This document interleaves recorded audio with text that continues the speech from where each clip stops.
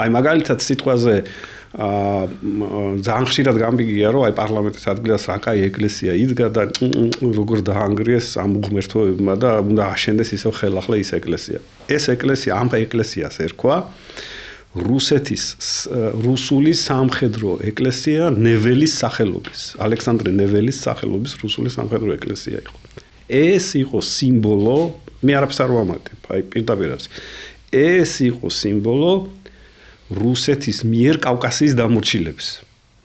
თვითონ ეკლესიის გალავანზე და მის კედლებზე ამოტვიფრული იყო იმ სამხედრო ნაწილების ნომრები, შემადგენლობა, ხედართმთავრები, რომლებმაც შეძლეს კავკასიის დამორჩილება. ნუ ამ შემთხვევაში საუბარია შამილის აჯანყებაზე და თვითონ ეს ეკლესია, რომ სადაც იდგა ის ადგილი, ეხლა რომელსაც პარლამენტს რო უკავია, ერქვა ღუნიბის სახელი, ღუნიბის მოედანი იყო. ღუნიბი იყო სოფელი, სადაც დააპატიმრეს შამილი.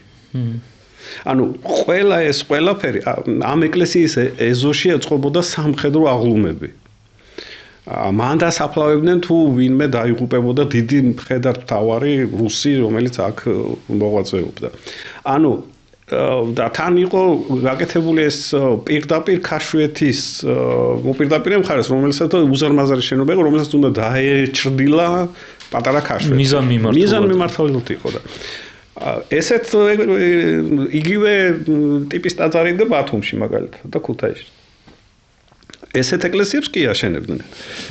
თორე ისო ქართული განევითარებინათ ესეთი რაღაცა. პრაქტიკულად ჩვენი დაპყრობის შესახსენებლად. კი, ეს იყო პირდაპირი სიმბოლო იყო. აი პირდაპირი სიმბოლო იყო თავისი დასახელებით, თავისი შინაარსით, თავისი მედიდური ფორმებით. ეს იყო რუსეთის, ესე ვთქვათ, ბეჭედის კავკასიაზე.